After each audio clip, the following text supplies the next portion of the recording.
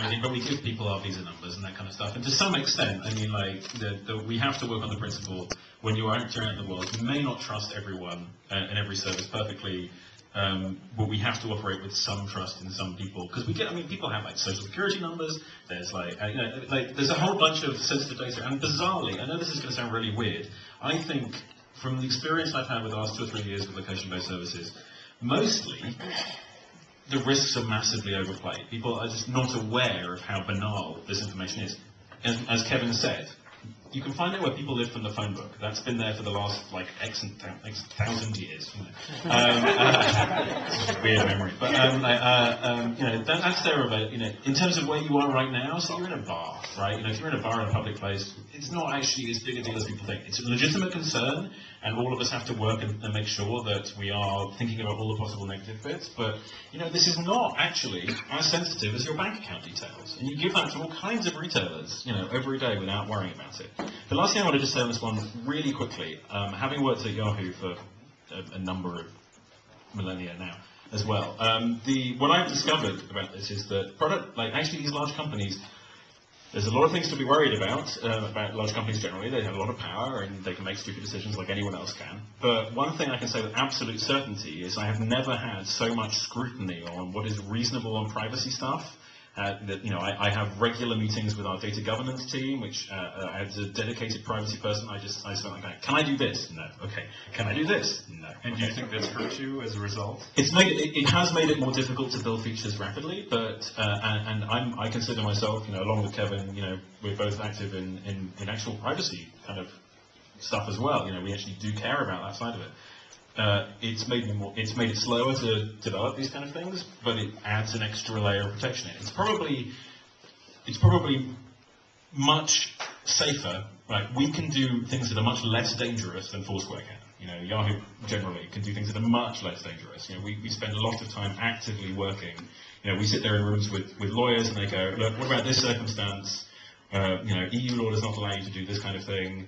Australian law doesn't allow you to do this kind of thing. If you put data in Switzerland, you can't ever get it out again. You know, there's just endless kind of series of checks and balances put in beyond and above and beyond privacy stuff. So, like, this is like incredibly careful about this kind of thing. So the kind of reputation of large companies has been kind of flighty with this, but it's completely untrue. It's almost entirely the opposite. They're unbelievably anal about it in a good way. Well, I mean, it's large web companies. I mean, I can trust the US government, for example. Experian. You know, there are people whose job is to create these databases and profile us, keep track of us, and they keep, because we can't see those databases, we're much less scared by them. Yeah, that's that was my initial point about the government and the phone company. Yeah, and I work for a phone company. So, but the point is that they've already known where you are. They've had this data. They haven't, and they've sort of been scared of what to do with it. And the interesting thing about this is now we're able to take it ourselves and say, okay, I would like to share this with a set of people. I would like a bunch of people to know that I'm at this place in San Francisco at the moment. Yeah, I mean, this is actually, like, you go and talk to, like, a carrier, cell phone carrier, which we've done a number of times. You say to them, like, would you be interested in doing this kind of thing? And they're like, crap, no. You know, like, we're terrified. You know, we think possibly that's reasonable. You know, we think there's some possibilities in there, but we're genuinely scared, you know. And, like, as time passes, people make, like, small incremental pushes, like, is this reasonable? No? Okay. Is this reasonable? Yeah, okay, we'll try that. And then they gradually come close. AT&T, you know, AT&T knows where this phone is. Yes, they do. Within a reasonable amount of space, you know, 100 feet or something like that. And it freaks us out by the carriers sharing that information, because this is total transparency as to where this device is. And that's why the iPhone that's a great example of the iPhone and all the Android phones or whatever, because it kind of flips that on its head. It's kind of like the cell phone companies have known where we've been since there have been cell phones around, but now we get to actively push out that information because they put a nice user interface on it. This is such a terrifying thing I heard a while ago about the FBI. This may be total, like, if you could access Snopes at the moment, check this, because this is maybe total bullshit, but maybe bullshit, but that it's very difficult. You have to go and subpoena information from cell phone companies to get access to where people have been. But if you put up a fake cell phone mast, the phone will announce itself to that mast as it passes. So, you know, one good way, if you're a large governmental power, is to just stick up cell towers around the place, and as people walk past, it'll announce the location of that phone to that cell tower. So, like, this is the stuff we're talking about here is so kind of controlled and constrained compared to the stuff. Steve What badge do you get for that? Steve Wozniak built a. What badge do you get for that? Steve Wozniak showed me 10 years ago his cell phone scanner that lets you listen to conversations as you drive around from cell site to cell site. Because this is an open Robert, you know your public. iPhone's upside down, right? Well, whatever. Does it matter? It knows it's upside down.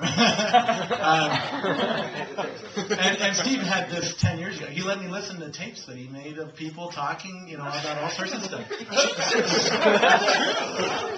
What you're doing on this is in the public airwaves, right? And unless it's encrypted, now it's encrypted. But some of this stuff is still public. Some of the best protection in terms of your comment about just how private this data is at the Foursquare and Gala level.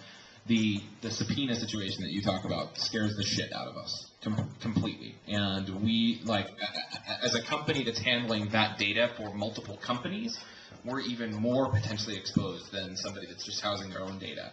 And the case is, Kevin commits a horrible crime tomorrow. And we all know that all of his check-in data is coming in from Foursquare or whatever. The U.S. government may also know that as well, and they're going to go to Foursquare